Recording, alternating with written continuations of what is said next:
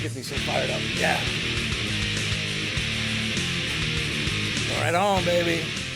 All right. Hey, happy Friday. It usually is Terrific Tuesday, but this is Fabulous Friday, and we are coming to you all the way live. This is the Issues of Life by Darren Malibu McBee, your humble servant. And we have, as usual, the master of disaster. He's having a tough time in the control booth today. Pastor Sean, how you doing, brother? Hey, I'm good. How about you? I'm doing fantastic, buddy. This microphone, I can't even speak. Does this microphone sound better? It sounds great. Okay. Yeah, you sound fantastic. I switched it. Oh, did you? It's much louder now. Okay. Well, hopefully people can hear me. You do have that very sexy, suave voice, so I'm glad we can hear you better today. I sound like a girl. And also, really off to my right, you can't see him, but we have Mr. Doug Weber, professional drummer and also amazing radio talk show host. Say hi, Doug. Hey, how you doing? I want to say hi to Sean, who's our board op poo bar. Hello, Sean. It's nice to see you through the window. Hello. So, hey, guys, listen, I'm super excited amidst all the insanity that's going on in this world with this coronavirus. It's so wild to me, Sean, that we are actually in Corona here at, I Hope Recovery Center. And I stutter because it's sad, but it's also funny that our show is in Corona and this whole virus is scaring everybody, out of their minds. And what I can't quite understand, and maybe somebody can help me, is why is all the toilet paper flying off the shelves? Yeah, help me, somebody. Doug, you got an answer to that? Because the Los Angeles Times is out of business. That's why.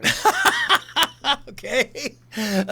Sean, what's up? I've seen more TP jokes. I heard it because it's all made in China. That's all I saw, made in China. Okay. Who knows? Yeah, of all things for people to freak out and take home, they're running on toilet paper, okay? Hand sanitizer, yes, amen. I got that. But TP, that's a new one. We'll have to figure that out. But from what I understand, Pastor Sean and Doug, is that President Trump wants to wrap this up around Easter because it's really imposing a serious, heavy cost on the economy if we go past Easter on this. What do you guys hear? Oh, big time. That's all I've been worrying about. Not only for our nonprofit, but for these small businesses that are out there. They don't have any money in the bank to go weeks and months. No. I don't even have enough money in the bank to go one day. Right. Right. It's just scary to think, what are all these millions of people going to do? No, it is scary. And plus, you've got a big family at home. Yeah. So, you got how many kids? Like 20, 15? 30? Yeah. No, you got a bunch of kids. But seriously, how many kids do you have in that house? You guys have got a bunch, right? I only have one. One. Okay. The other three are older. They're gone. There you go. Kicked them out. That's enough for 4 right there when Yeah. they're that age. But no, you guys also, hey, I want to share something with you. I got a really super cool guest. Her name is Elizabeth Steele. Say hi, Miss Elizabeth Steele, to everybody. Hi, everyone. So, Elizabeth Steele is the executive director of Covenant Hills, our awesome sponsor. Yes, give them a hand. Covenant Hills, who's been such a blessing to us and such a blessing to so many people, not only people that are, in an active addiction, but their friends and families, knowing that they have a safe, loving place to take their loved ones and to secure, especially during this time of the coronavirus. And it's super important. And one of the reasons we have Elizabeth on is she's going to share some of the things that's going on with Covenant Hills. And so you are the executive director there. Can you share with us really quickly some of your responsibilities over there at Covenant Hills?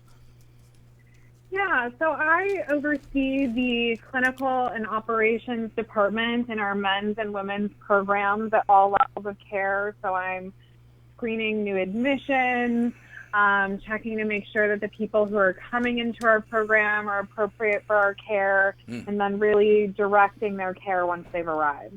That's okay. So that's an interesting thing you just brought up. Appropriate for your care. So What would be somebody that would maybe not be appropriate? I mean, would you send them to another facility, or how do you determine that? Well, we absolutely send people to other facilities if we determine that they're not appropriate, but really we're taking a look at their mental health background, whether they have any physical limitations. So just making sure that they're going to be able to function and be successful in our program. You know, that's what I love about you guys, and that's what I love about Benji and Dustin, is that you guys care enough about other people, not just to say, you know what, we're just going to send you off to the streets because you don't fit our criteria. We're going to set you up with a place that's going to meet your particular and special needs and take care of you if we can't. And I think that is the mark of a marquee, awesome treatment center, Elizabeth. And so I'm so thankful that you came on the program, because I know your schedule has got to be crazy busy right now with this coronavirus. How is it affecting Covenant Hills? I mean, I think, Covenant Hills, we're a healthcare facility. So I know a lot of people you mentioned earlier who are losing jobs or out of work. But for Covenant Hills, we're a healthcare facility, which is an essential service. Right. Covenant Hills is really operating business as usual, with the exception of course, we're taking additional measures to make sure that our clients and our staff are safe and that we're following all of the guidelines as deemed necessary by the CDC and the World Health Organization and our local and national governments. And that, again, that is so important, and especially now because people, as you know, are running scared. I got a couple questions here that I want to share with you. One of which, it's with the new restrictions from the governor regarding closure of the non-essential businesses and services, is Covenant Hills still open and operating at normal procedure?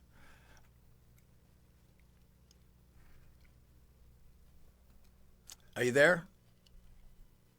I think we might have lost Elizabeth for a second.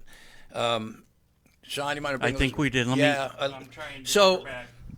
We got a couple of questions for Elizabeth, but in the time being, me being running the Recovery Treatment Center, we just got a guy who is in the house, a kind of a dual care guy who's kind of got mental issues as well as physical issues, and we brought him into the house yesterday. Actually, Doug and I went all the way out to, was it San Juan Capistrano? San Juan Capistrano. Like right by Covenant Hills, as a matter of fact. I was waving at Benji because he was right by where you guys were.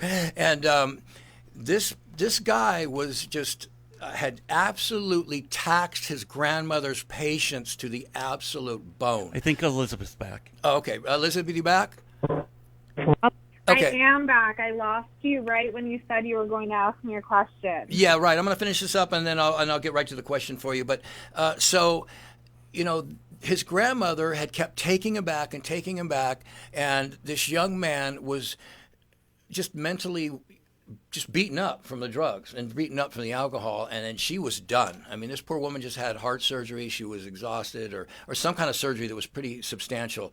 And she said, "Please come and get us." And but I don't want her to, or I don't want him to be out in the streets, but he can't stay here anymore. And so one thing I want to say, and I mentioned that, is that J&R Brighter Days, that Judy and Robert are so awesome that when I said, hey, listen, I know you guys want lockdown here, but we got a very special man that we need to bring in. And they absolutely said yes.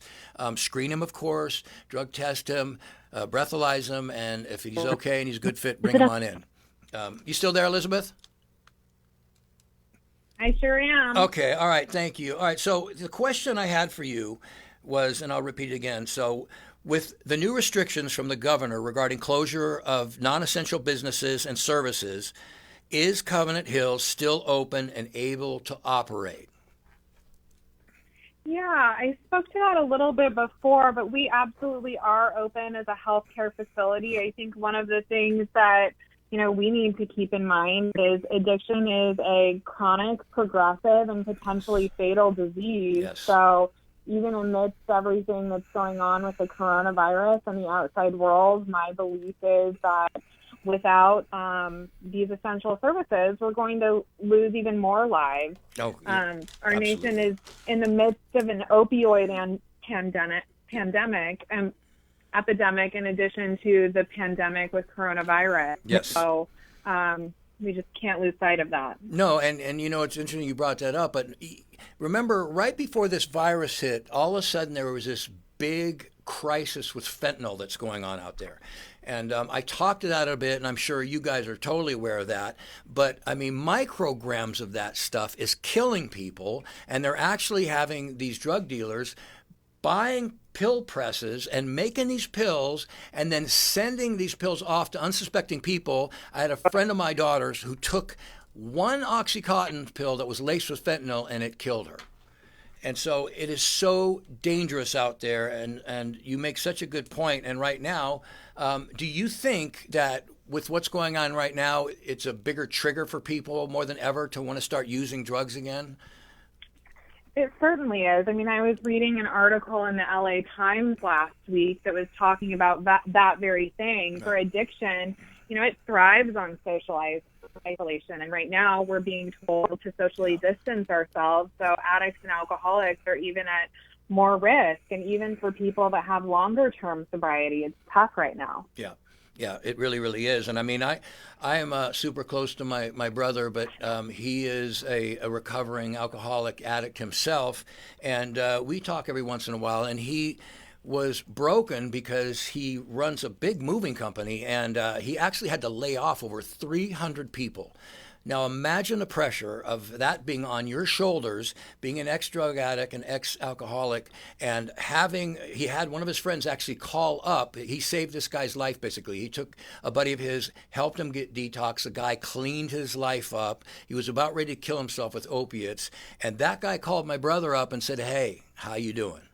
And my brother said, "You know what?" He said, "I'm about 2 Vicodins and a drink away from killing myself right now because I'm so depressed. But the fact that we, as alcoholics and addicts, take care of each other, check up on each other, encourage each other, that is more important right now than ever before. Right, Doug? I mean, Ever before. We were just, me and Doug and one of our friends, Ken, were just having a discussion about the importance today of locking arms, especially Loving accountability. Exactly. Loving, direct, formidable accountability. Exactly.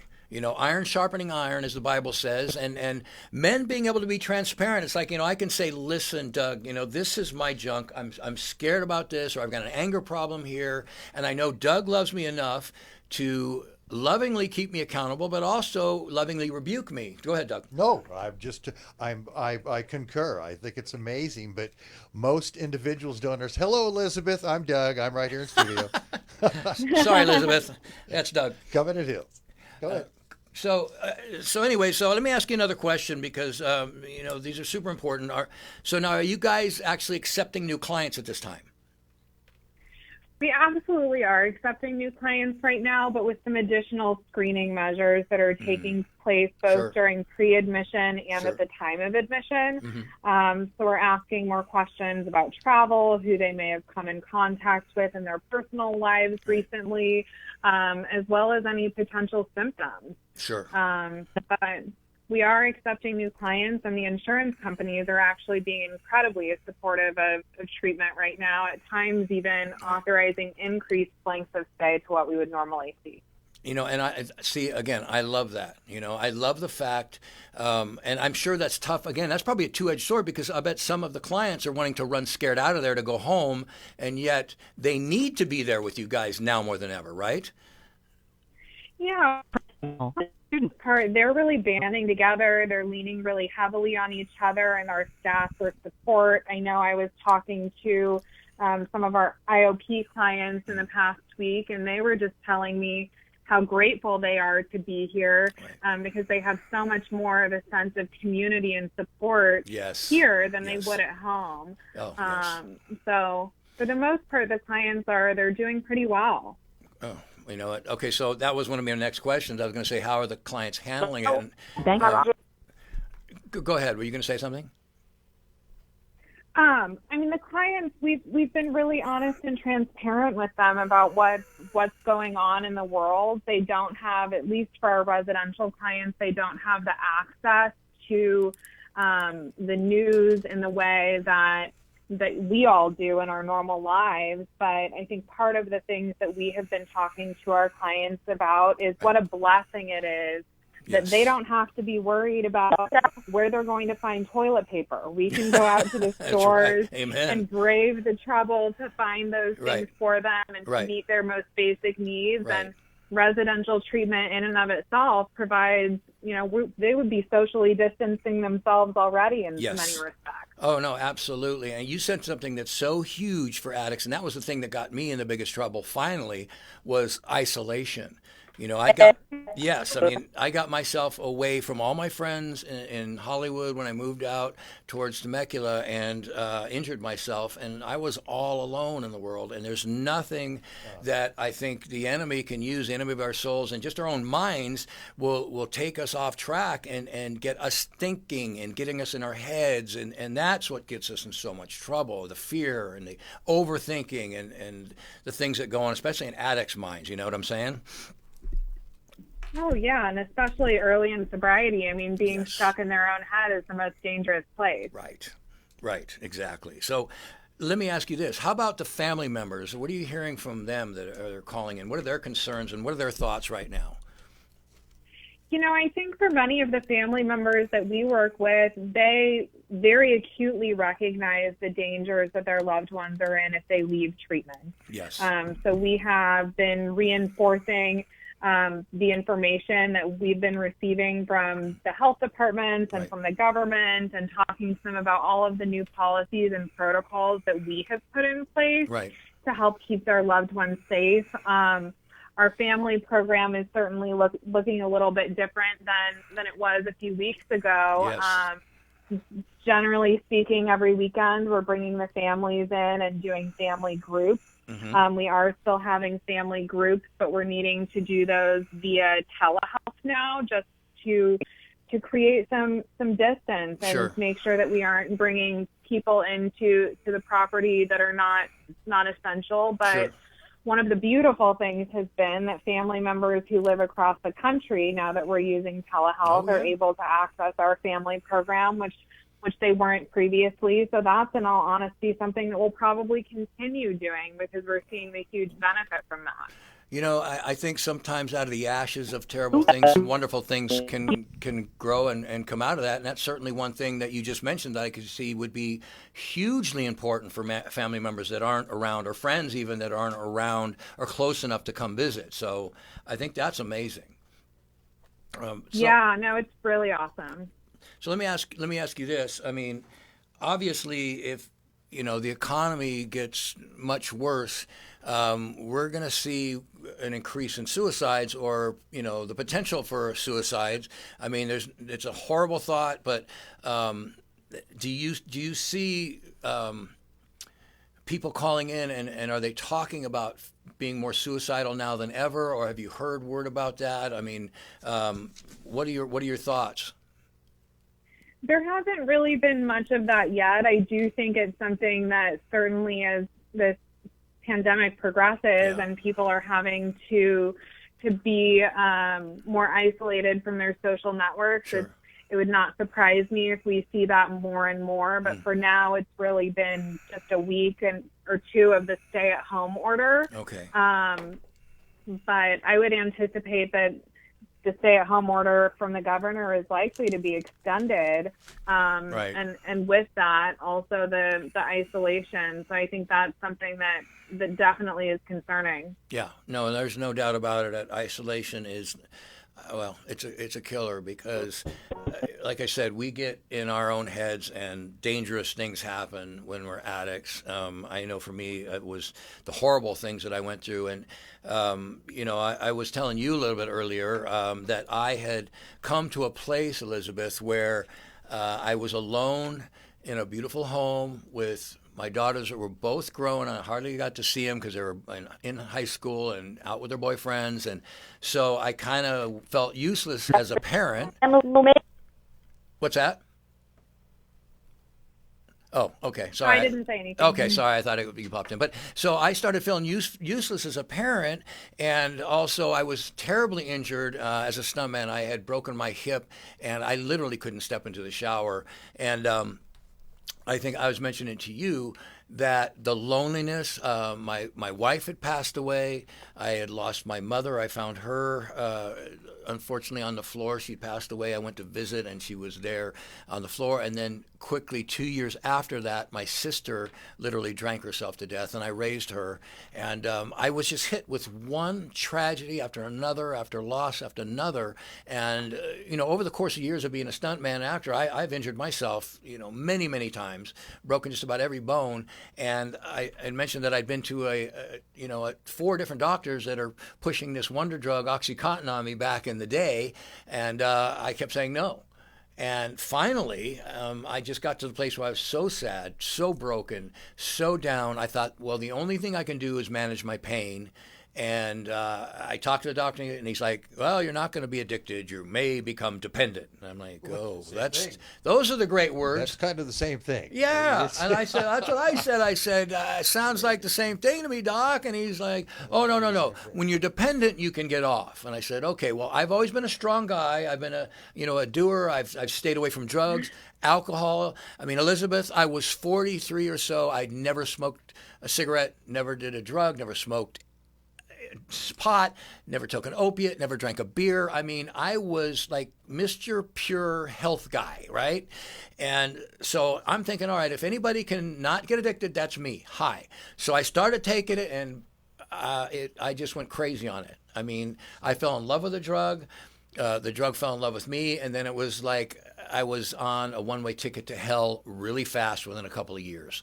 And the point was that I was saying is that when I think what pushed me over the edge was I was away from friends. I was away from a support group. I was away from my church family, and I was very, very lonely. So what I'm trying to share with everybody out there is that during these times, and you're hurting and you feel like you have nobody, you've got to reach out. You've got to extend your hand. You've got to make that phone call to the family member that maybe you've been estranged with, because your life depends upon it. Trust me.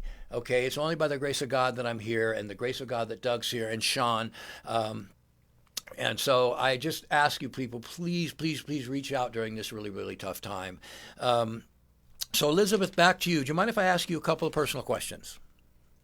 Sure. Okay, because you just didn't become Miss Elizabeth to get out of high school, do fantastic, and here you are running a treatment center. You've been through a few rough spots yourself. Can you tell us about your personal path to addiction? Sure, absolutely. I have 12 years of continuous sobriety. Oh, that's awesome. But thank you. But that certainly was not always the case for me. As with many people, I started using drugs and alcohol recreationally in high school, thought that it was just the best thing I'd ever found in life. It solved all kinds of problems for me. Yep. But, that very quickly progressed. And, by the time I was in my early 20s, I was a heroin addict, and wow. in ways, just not able to be successful in my daily life. I was in college, but not doing too well. How could you? Heroin addict in your 20s in college. That's got to be a tough load between, hey, am I going to study today, or am I going to put a needle in my arm? I don't know, So go ahead. Yeah. I'm sorry. Yeah, no, I mean, at that time, I was choosing the needle, certainly, Sure. over my educational pursuits, and it eventually just got to the point where I was crashing and burning and unable to be successful in anything in my life. Right. And, more than anything, at that point, my family decided that it was time to intervene. I certainly wasn't ready for it, Right. but that started my road of going to treatment. Wow. So your family, and this is, you were young, right? In your 20s at this time? Yeah, I think I was 20 or 21 the first time I went to treatment. Wow. And you said you went several times, right? You didn't just hit for you the first time. Yeah, I think I went 8 or 9 times. I certainly didn't complete all of the programs successfully, Sure. but I was there. Right. But you know what? I don't know about you, but I went about that many times too. I hate to admit it, but it's true. I felt like, yes, I failed. I would get out and use, but I was kind of failing forward, if that made sense. I was each time I learned something, each time I got closer to wanting to quit. But you said something a little bit different. When you got clean, you were still kind of kicking and screaming a little bit throughout your sobriety. Isn't that true? I absolutely was. For the first 2 years of my sobriety, there was not one bone in my body that wanted to be sober. It was entirely due to external motivation with my family. Wow. So listen, I think that's a really important point because a lot of people out there think, hey, okay, so I go through a treatment center, I pop out, life's great, I don't want to use anymore. But that's not the case. We still have a battle after the battle, correct?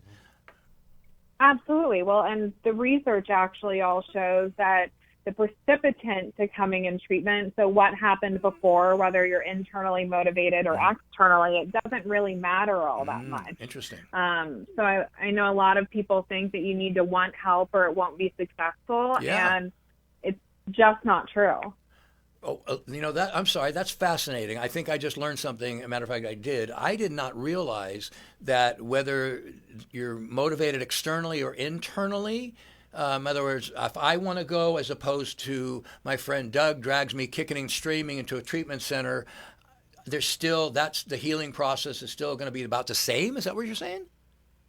It is going to be about the same. Wow. And the truth is, I mean, you look at so many people that are coming into treatment, they're not there because they chose to be there. They're there because they got intervened on, whether it be by their job or their families or the law. Wow. Right. I would say the majority of people that come into treatment, it's because there's some external force working in their life that has required them to go. Oh my, Elizabeth, again, I'm kind of blown away because with me it was different. I was, I knew I was done. I was going to lose my daughters and, as far as not them dying, but them just saying I'm done with dad because he's a loser, and I just couldn't have that. And so it was me that was motivating myself to do it after my second hip surgery that I had. But that's fascinating to me. And of course I know, when I was in treatment center, I saw, several of the people were there because they were arrested and a court ordered it and stuff like that. But I did not realize that many people were kind of pushed, if you will, to get into it by family, friends, like you said, judge, whatever. That's amazing. Absolutely. No, thank you for sharing that. I'm sure a lot of people, I'm sure a lot of people didn't know that either out there. So we had a couple in here, God bless them. They're amazing. They're a dynamic couple. And they worked together on interventions. And Benji was here with them. They were fantastic. But they were sharing kind of the same news with me that they had this incredible success rate of going in and doing an intervention, and they said like 90% of the people that they got into treatment actually recovered. So that's obviously what you're saying is working because some of these people were kicking and stringing that they were taking in. So that's pretty amazing. So let me go back a little bit with you. So when you were addicted or got addicted, do you think the external force that was pushing you in that direction to become an addict, was it just because you were a partier, or was there something inside of you that you had to work through that was, I don't want to say broken, but hurting or in pain or injured internally? If that's not the $1 million question, I've seen very many therapists at different treatment centers over the years that have asked the exact same thing, but I didn't experience any significant traumas in my life. My family is, reasonably healthy. Right. And so, I think it just comes down to me for the fact that I have an addiction gene, and drugs and alcohol impacts me differently. And so you put a drink or a drug in my body, and I respond differently than the average person. Right. It's almost like a gene or something, the X factor, who knows? But, that's interesting because a lot of times I've talked to people and they've had traumas and certainly this can happen to anybody.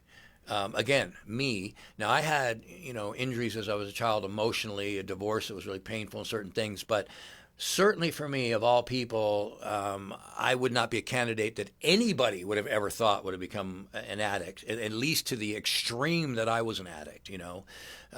So it really doesn't matter. I mean, it can get you no matter what, and don't think that it can't.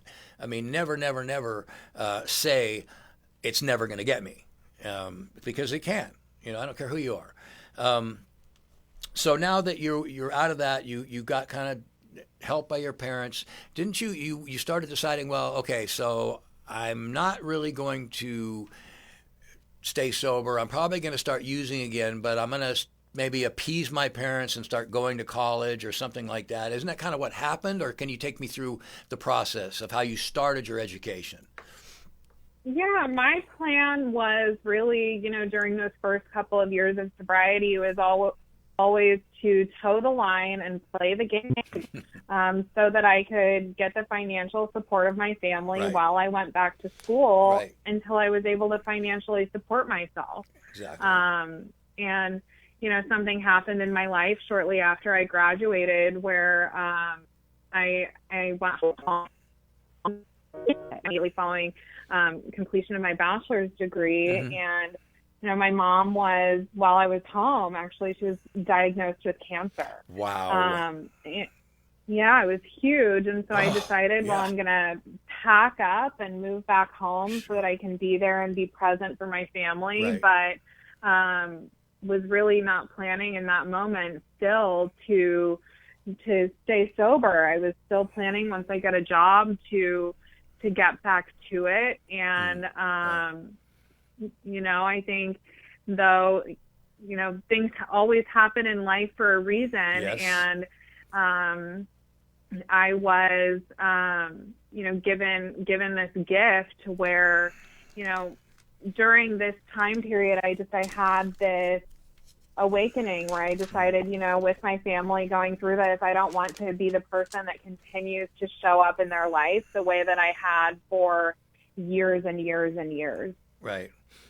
And wow, I mean, it's amazing how almost earth-shattering things can happen to take our lives in a different direction than we thought. And when you went back to be with your mom, I mean, what a huge trigger again that must have been for you. I mean, you know, here you are trying to stay sober, probably white-knuckling it a little bit, and then you hear this incredibly horrible news, which happens to so many people out there, you know, Elizabeth, that so many people have, you know, friends and loved ones that, you know, are losing their jobs right now, or sick or injured. I mean, you know, Facebook friends of mine are posting that constantly, that, you know, they've got friends in the hospital. One guy is a friend of mine, is in with a systemic infection like I had after I had my hip surgery. And those are scary, and those are triggers, you know. So let me ask you, what kind of made the corner turn for you? You decided, okay, I'm really done with this. I'm really, really done with this. Well, you know, honestly, what happened with me was, as I was driving back to Kansas City, which is my hometown, it's where I'm from. Mm-hmm. I still, while I had not drank or used, I had continued to be planning to do so. And so I was bringing some marijuana back with me across some state lines. Right. And it was frowned upon by the justice system. Yes, indeed. That's a big no-no. Yeah, and I didn't have a job yet, and I had to go to my mom and tell her, while you know, she's newly been diagnosed with cancer, that this has happened, and that I'm going to need to have her help me out, and trying to explain to her that, hey, I'm still sober, but I did get but I got a pound of marijuana charge with me, but I'm still sober. Really, Mom, I am. Yeah. I mean, it wasn't quite a pound. It was for personal use. I know, I was exaggerating. But I think that was really the moment for me that I started to see that continuing and going back to the life that I had lived before just wasn't something that I wanted for myself. You know, and that, I'm sorry, but that takes a lot of internal strength to come to that place. I mean, because you make it sound like, well, I just finally decided, I won't do it anymore. What the heck? You know, it had to have been a lot tougher than that, Elizabeth. Come on. Oh, it was certainly a lot tougher than that, but I think I had the benefit, whether white knuckling it or not, of having multiple of years of sobriety under my Yes. belt and tons of experience in treatment and in Alcoholics Anonymous. Right. So it wasn't an easy thing, but I think that was the first time that I'd really committed myself as, I'm going to give this thing a shot. Right. And okay, so you said something important there, and this is really important. It wasn't just like, okay, I went to a treatment center and then I white knuckled it all by myself, and then all of a sudden I wanted to quit. No, you went to Alcoholics Anonymous and you went to treatment, as in like seeing therapists and things. Can you kind of unpack that a little bit for me? Yeah, throughout that entire time, even those 2 years where I didn't want to be sober, I was still going to AA and working with sponsors, and Wow. I had various therapists that I was seeing over the years. It's hard to find a good therapist. Oh my goodness, yes, so true. So let me ask you this. Okay, I'm going to segue in it, but I'm going to throw a curveball at you. What, in your mind, defines a good therapist? Now, obviously, you got them at Covenant Hills for sure, but what does a good therapist look like? I think there are all kinds of different therapists, and I think, the truth is that there may be some therapists that are great for one that's not good for another. That's true. Yeah.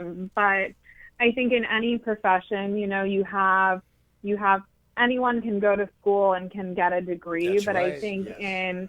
in many ways, with being a therapist, I think you just have to be able to apply the skills that you learned in school, not just to have sat through the class and passed the test. Right. But being a therapist is you have to be a people person. You have to be Yes. able to engage. You have to be insightful and intuitive and to have the ability to be emotionally connected to someone else. Right. I would think empathy would play a big part in this, but you can't get too close to somebody, right? Because, in other words, if you get too involved, then you're in danger of not being able to help them anymore. Is that correct? Absolutely. Yeah. Absolutely. If you don't have appropriate therapeutic boundaries, Yes. You're not going to be able to do as good of work. Sure. And you know what, that's what I love about Benji and Dustin and everybody over there at Covenant Hills, is that they really, really understand, but they have therapeutic boundaries. I like what you said. Now, you said you went to Alcoholics Anonymous, and you found a lot of great substance, and I think you said that had some really good building blocks for your healing and sobriety, right? It certainly did. And I think for me, one of the big turning points for me as a young person was coming out here to Southern California, and in Orange County, there's a huge AA community of young people, which is not true across the whole country. I think we have the second largest community of young people in recovery nationwide. Wow. And so for me as a young person, it was something where I was starting to be able to see, hey, maybe I can be sober and have a normal life still, right? As a young person. Yes. And that's got to be really, really scary, because if you can't be relatable with your peer group, then you're going to be walking around again isolated. You could be in a group of 1,000 people, but if they're not your peers and you can't relate to them, then you could be just as isolated as if you're by yourself, right? Absolutely. I've been at AA meetings, and when I started going to treatment, it was in the Midwest, and all of the meetings, I think I was 20 years younger than anyone else that was in those rooms. Yeah, definitely.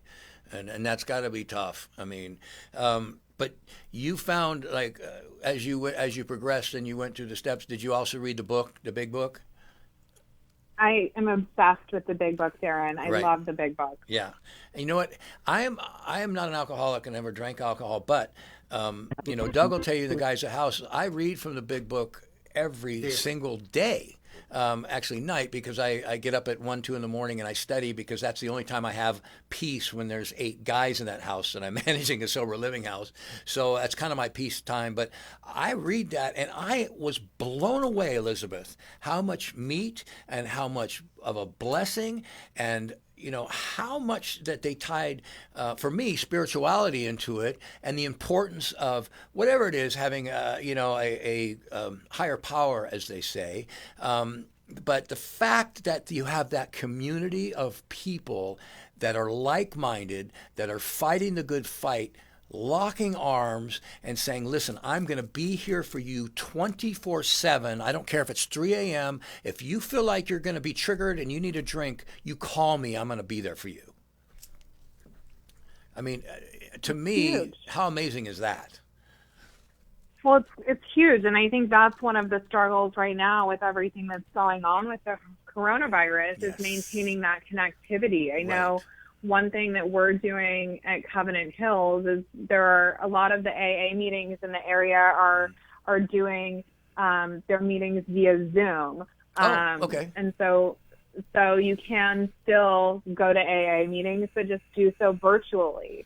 So we've been doing that, and really the same thing with church services. Yes. I mean, you were talking about Big the time. fellowship, Yes. and the fellowship that you can receive from a church community Yes. is huge. Right. And so just trying to find different ways and get creative that our clients can still start to get some connection in the community outside of here. Right.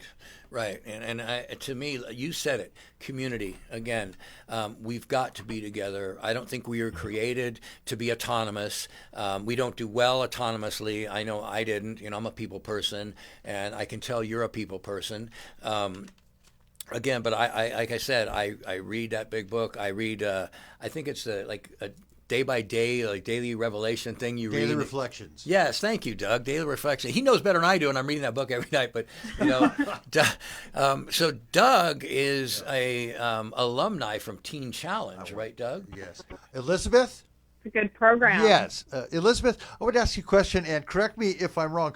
Within your recovery directionals to those who are in your care and under your direction, is it to their advantage, and this has worked for me, to write down a list of activities and things that they've always enjoyed, that they've had a passion for, and re-engage in those, because we have so much time on our hands. In essence, if we're not in a controlled environment, am I correct? That worked for me. Is that ever administered, or is that something that's valued with at Covenant Hills? Good question. I mean, I'm a huge believer that if you can't have fun in sobriety, why do it? So I think a Amen. lot of people come into treatment thinking that all of these doors are going to be closed for them. Right. And in my experience, I believe that it does the exact opposite. Yes. There are so many more things that you can do in your life. So I love to get our clients out and experiencing the outside world and starting to re-engage and find their passions. And for many young people especially, they don't necessarily know what they like to do for fun. Well, so it could be getting back to a passion that you had before, or finding that. You know what? I that just resonates with me so much, because, I mean, I had lost myself, Elizabeth, and I didn't realize, but incrementally, the more I started using that drug, the little pieces of Darren McBee just started getting kind of wafting away and ripping off. And it was so gradual. I didn't even notice it until I was a vapor. I mean, it was like I didn't even feel like I was there. And I remember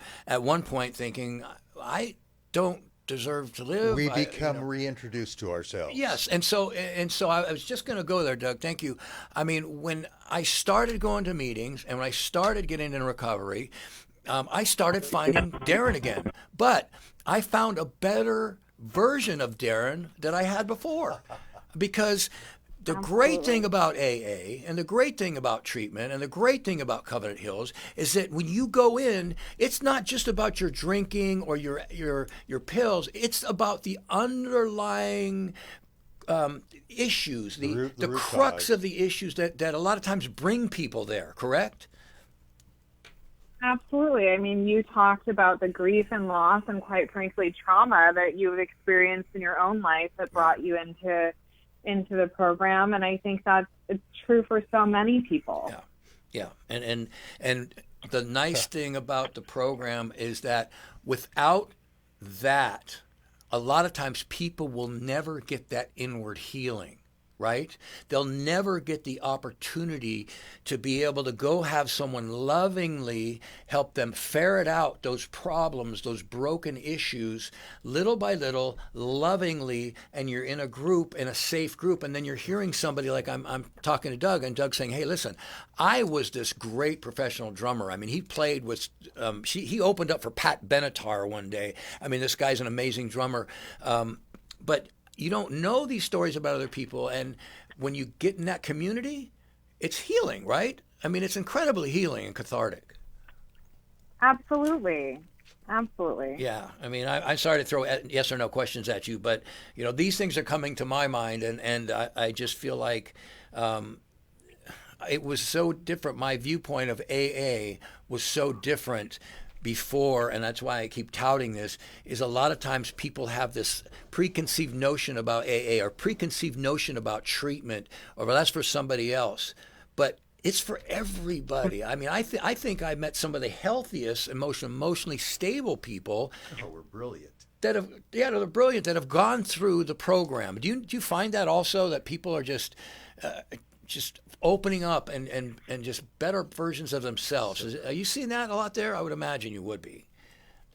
I mean, absolutely. I mean, even in the short period of time that we see clients in treatment, you know, it's night and day from the moment that they walk in to the moment that they leave. But my favorite thing is always seeing the alumni after they're coming back to pick up chips after 2, 3, 4 years, and the amazing changes that they're making in their life that, you know, I just know would not be possible if they hadn't been to our program and hadn't had the opportunity to get, you know, this beautiful gift of sobriety. Yes, and it is a gift. It's an amazing gift, and it's a gift that not only you give to the person, but you give to their spouse, you give to their, you know, their mother, their father, their brother, their friends, their coworkers.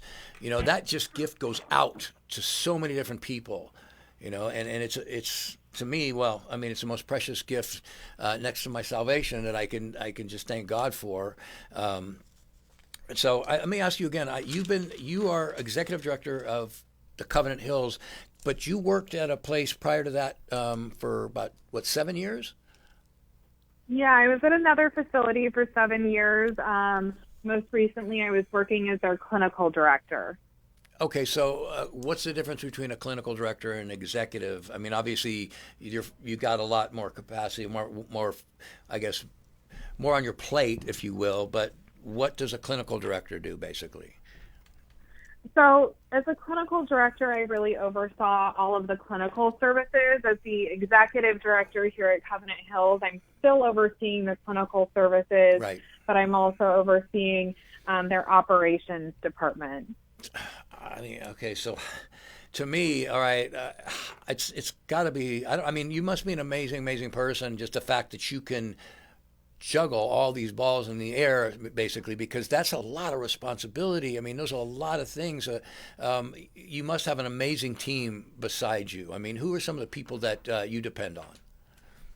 We have a phenomenal team here. I can tell you what, the person that brought me to Covenant Hills was Dustin Frey, who works here, and someone that I have worked with in the past as well, and I just have all of the respect in the world from. But Amazing, I think, you know, more than anything, I think it's the people on the ground, the case managers and the therapists and the pastoral counselors and the house managers, who are really the ones that are providing the day-to-day love and care and support to the clients who we treat. Right.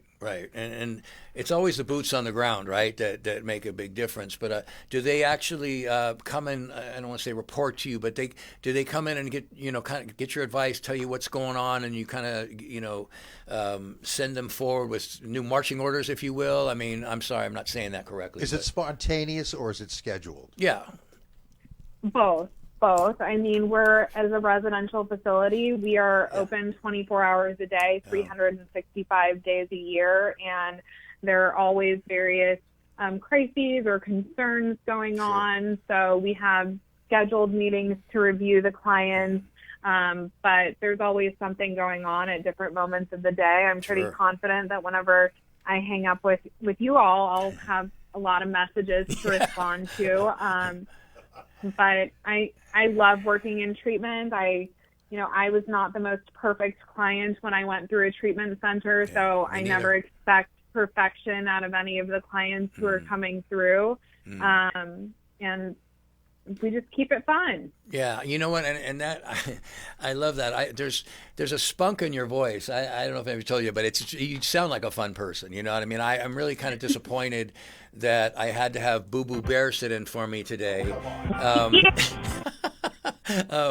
Actually, Doug, I saw the bear when I got in here, and Doug, for a playful joke, put Boo Boo Bear in with the headphones. I'm going, we're leaving him in, man, because I love fun too. I'm like you, and Doug will tell you, I'm running around the house laughing and singing like a fool. We have biblical childs inside of us, Yes. and that's what makes us interesting. Yeah.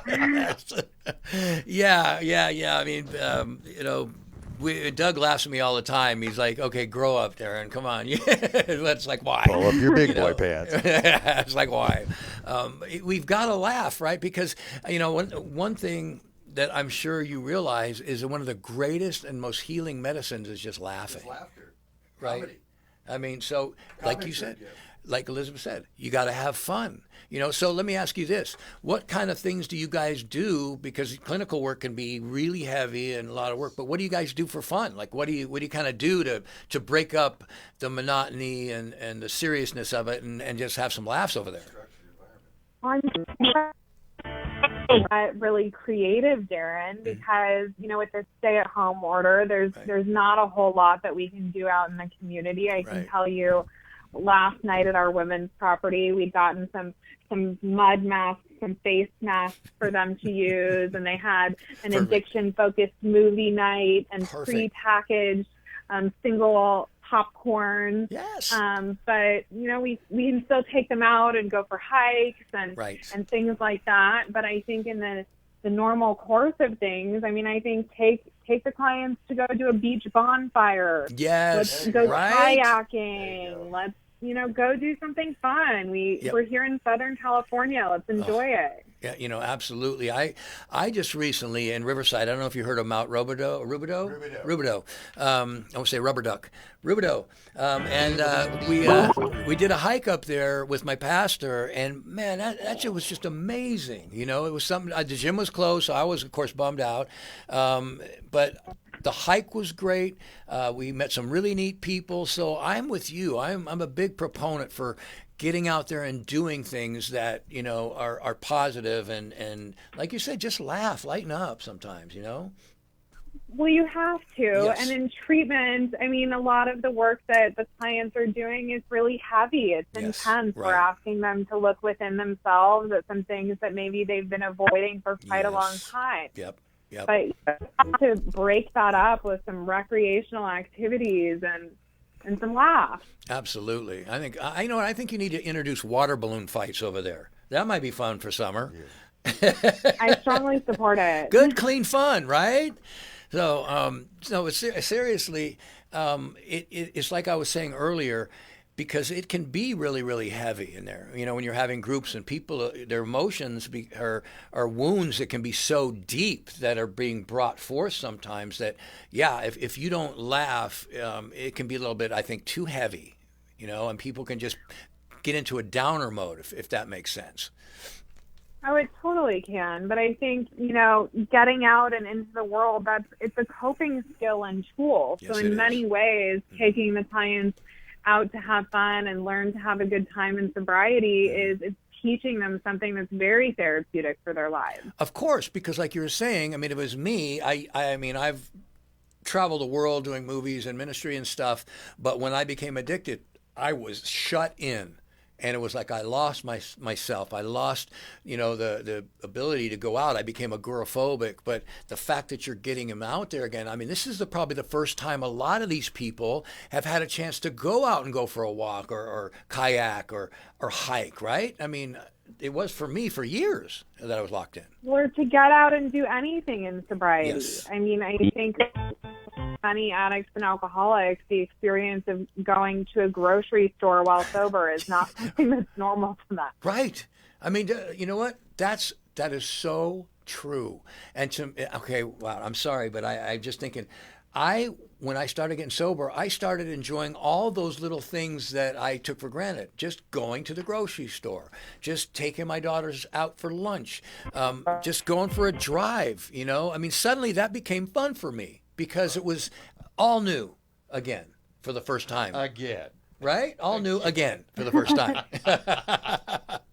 No, I mean, I remember, I distinctly remembered after I got sober, I started taking my daughter as a senior in high school, and remember, oh yeah, I remember watching her do her plays when I was wasted, and I never enjoyed them. But here I am sober, and I am having an absolute ball. I'm looking at the smile on her face. I'm looking at the kids having a great time, and it did something internally inside of me. It just gave me so much joy, you know. And I think that's one of the reasons that I think that when you send people out, okay, after they leave, what kind of aftercare do you suggest for people when they go? I mean, it really depends on the individual. Okay. I take a look at whenever someone's treatment, I take a look at all different areas of their life so that we can really come up with a recommendation that is individualized to their needs. That's important. But I think the types of things that I would be looking at are, you know, are there meetings that this person can go to in their home area? If they were unable to complete an outpatient program with us, are we able to find an outpatient program near their home? Do they have the supports that they need? Yes. Do they have a psychiatrist, a therapist? If they're religious, is there somewhere that they can go to church near them? Right, get plugged in, right? Yeah, just getting them plugged in all of these different areas of their lives and trying to encourage them to have a really healthy and well-rounded life. Yes. And you know what? I really love that because I was traveling. I did a traveling ministry team with this group called the Power Team, and we would come in, we go into churches, and we go in schools, and we do these feats of strength. Like I could rip phone books, and I could squeeze soda cans, they explode. And my big thing was I could break bricks on fire.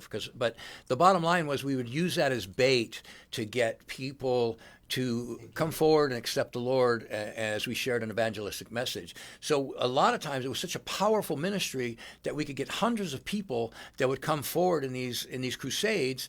But when we left, nobody took care of them.